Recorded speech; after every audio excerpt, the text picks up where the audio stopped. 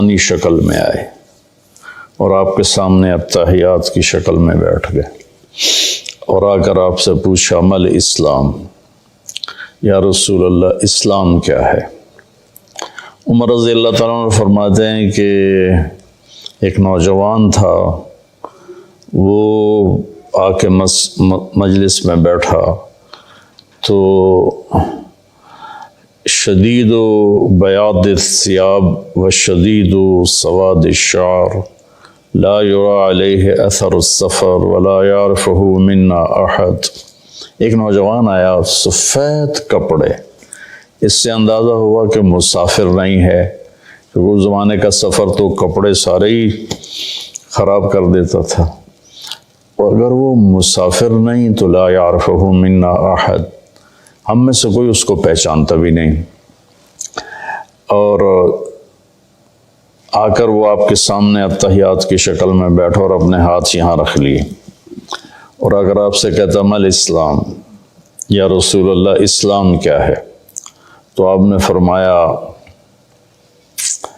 شہادت لا الہ الا اللہ محمد رسول اللہ و اقام الصلاۃ و ایتاء الزکاۃ و صوم رمضان و حج البیت من استطاع الیہ سبیلا۔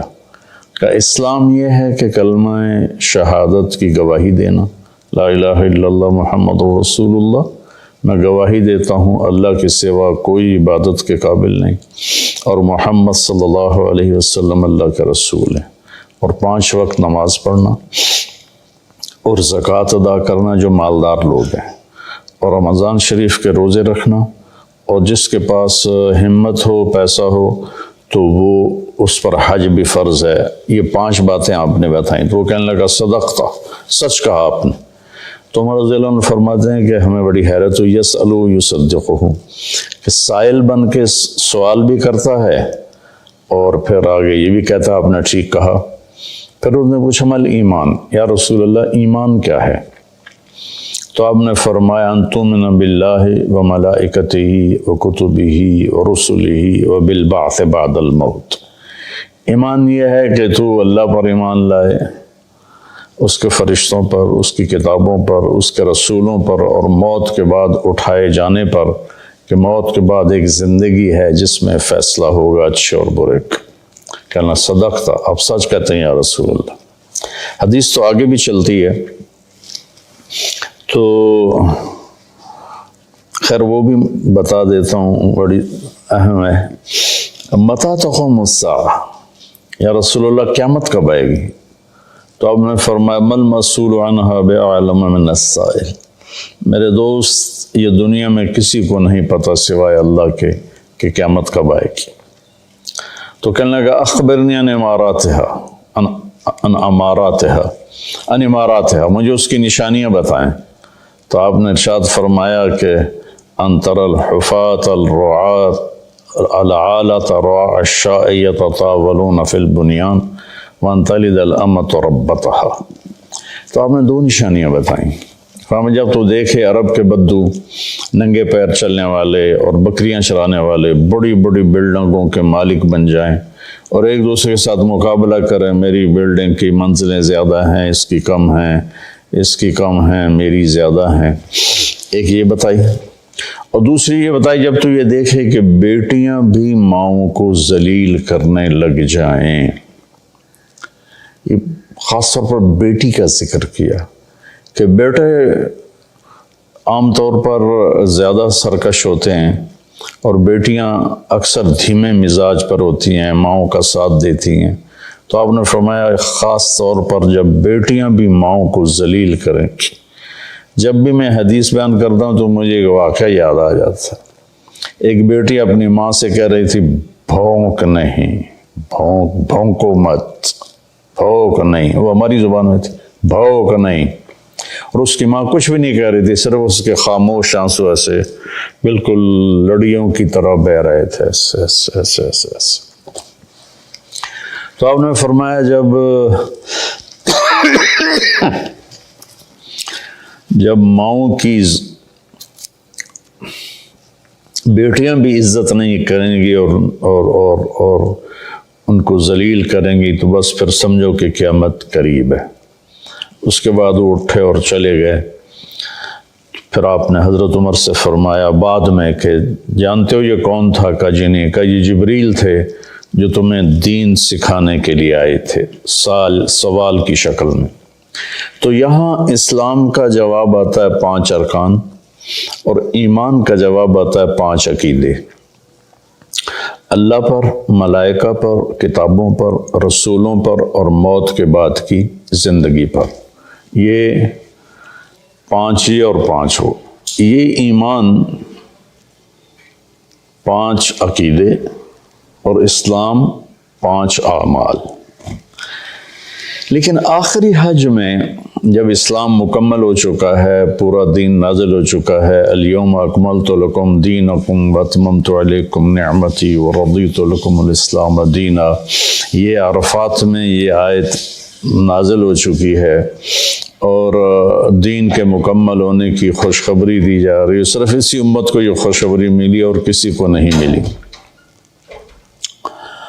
تو وہاں عمر بن عبسہ رضی اللہ تعالیٰ عنہ ایک صحابی ہیں جو حج میں ہی شریک ہوئے۔ پہلے مکہ میں آئے تھے تو آپ نے کہا ہم بہت کمزور ہیں، ابھی چلے جاؤ، جب اللہ ہمیں طاقت دے گا پھر آ جانا۔ تو یہ کلمہ پڑھ کے چلے گئے، اور پھر یہ آئے جب آپ حج میں تھے تو انہوں نے حجۃ الوداع میں سوال کیا۔ کس جگہ پر یہ ہو سکتا کہیں لکھا ہو، مجھے یاد نہیں، کہ یا رسول اللہ مل اسلام؟ اب جبریل مل اسلام، اور یہ بھی کہہ رہے ہیں مل اسلام۔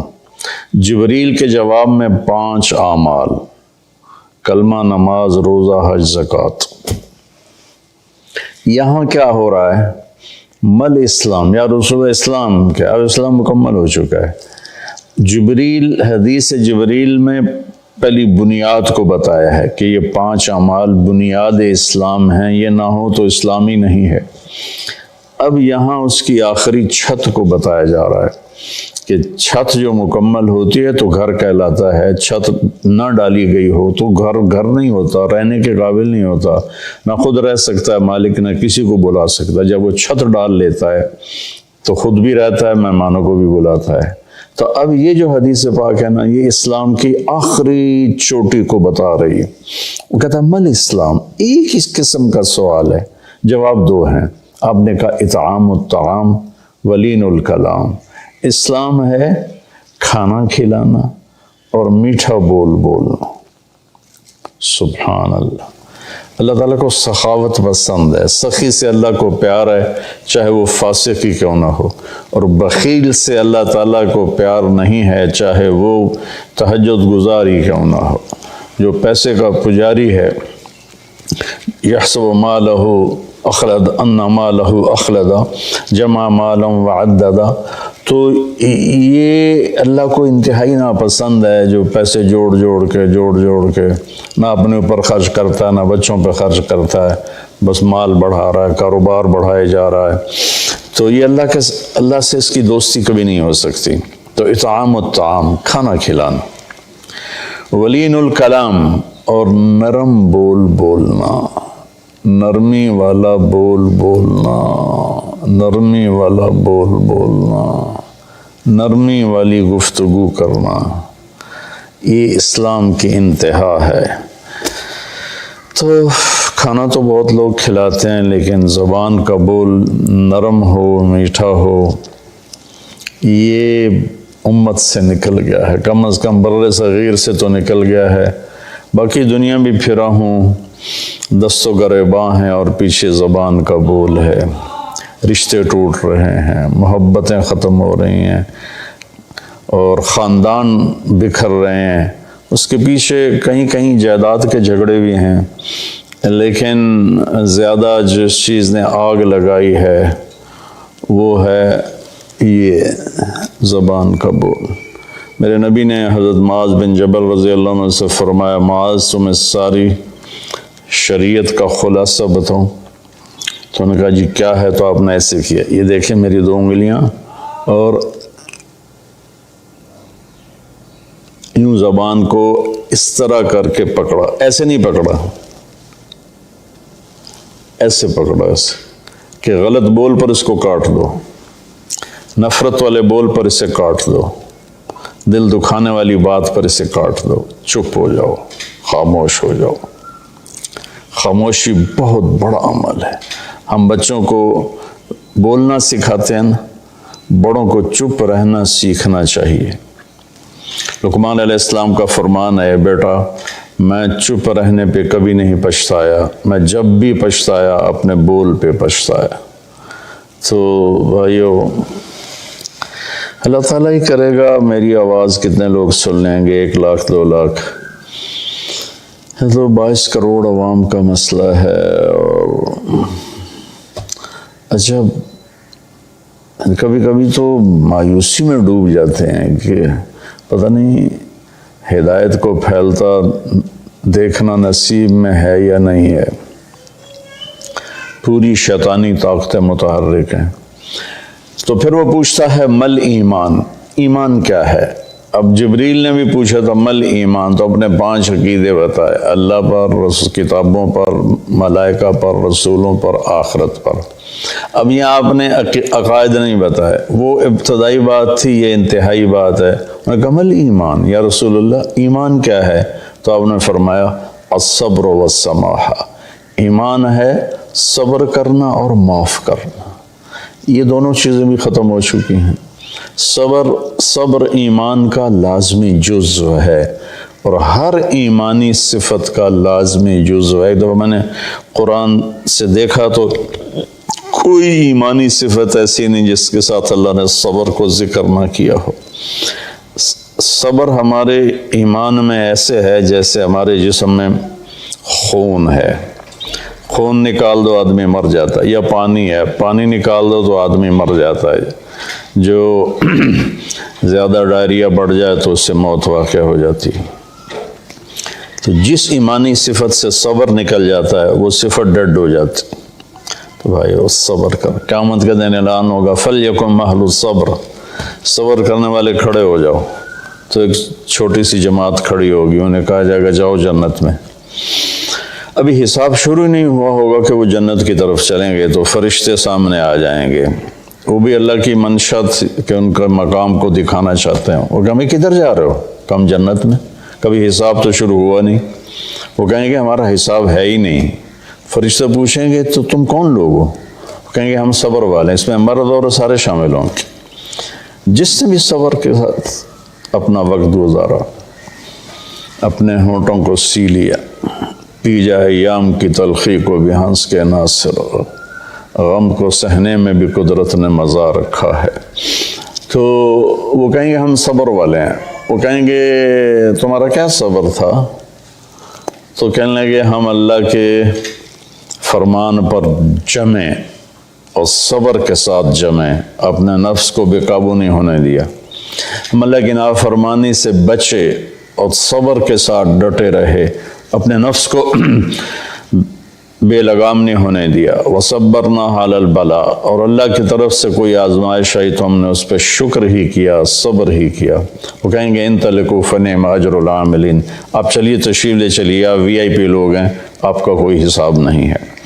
تو اب وہ پوچھ رہا ہے اسی سوال کو، مل ایمان، ایمان کیا ہے؟ تو آپ فرما رہے ہیں صبر کرنا اور معاف کرنا۔ معاف کرنا بھی ہمارے معاشرے میں کوئی نہیں، ہمارے ماحول میں کوئی نہیں۔ دشمنیاں چلی آ رہی ہیں، خاندان مٹ گئے، دونوں طرف فریقین قتل ہو، نسلیں مٹ گئیں، لیکن جھکنے کے لیے کوئی بھی تیار نہ ہوا۔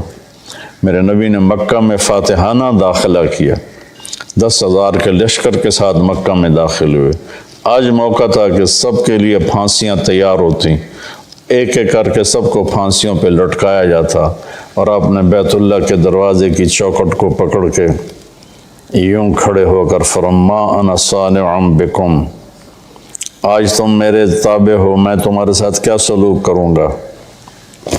تو سہیل بن عمر رضی اللہ تعالیٰ عنہ ابھی ایمان نہیں لائے تھے، اس موقع پہ ایمان لائے، کہنے لگے کریم ابن کریم، آپ بڑے کریم ہستی ہیں، کریم کی اولاد ہیں، یعنی آپ بڑے عالی اخلاق والے ہیں، عالی اخلاق والے کی اولاد ہیں، ہمیں خیر کی ہی توقع ہے۔ تو آپ نے فرمایا انتم الطلقاء، اذهبوا انتم الطلقاء لا تثریب علیکم اليوم۔ میں وہ کہتا ہوں جو میرے بھائی یوسف نے اپنے بھائیوں سے کہا تھا، یوسف علیہ السلام نے، کہ جاؤ تم آزاد ہو، تم پر کسی قسم کا کوئی ایلیگیشن نہیں ہے۔ سبحان اللہ۔ 21 سال جنہوں نے آخر حد تک آپ کے دکھ پہنچانے کے سارے جتن کر لیے، وہ ان کو کہہ رہے ہیں لا تثریب علیکم اليوم، تمہارے ذمے تو کوئی جرم ہی نہیں بنتا، تمہیں سزا کیا دوں، جاؤ تمہیں معاف کیا۔ عثمان بن طلحہ رضی اللہ تعالیٰ عنہ کے پاس بیت اللہ کی چابی تھی، خاندانی طور پر آج بھی اسی خاندان میں چلی آ رہی۔ تو جب آپ مکے میں تھے تو آپ نے ایک دن عثمان بن طلحہ سے کہا میرے بھائی یہ ذرا بیت اللہ کا دروازہ تو کھول دے، میں اندر جانا چاہتا ہوں۔ اس نے اتنی بری طرح آپ کو ڈانٹا اور اتنی بری طرح آپ سے پیش آیا، لیکن آپ کے ماتھے پر ذرا بل نہیں پڑا۔ آپ نے کہا اچھا چلو، وہ کیا دن ہوگا جس دن یہ چابی میرے ہاتھ میں ہوگی، میں جسے چاہوں گا دوں گا۔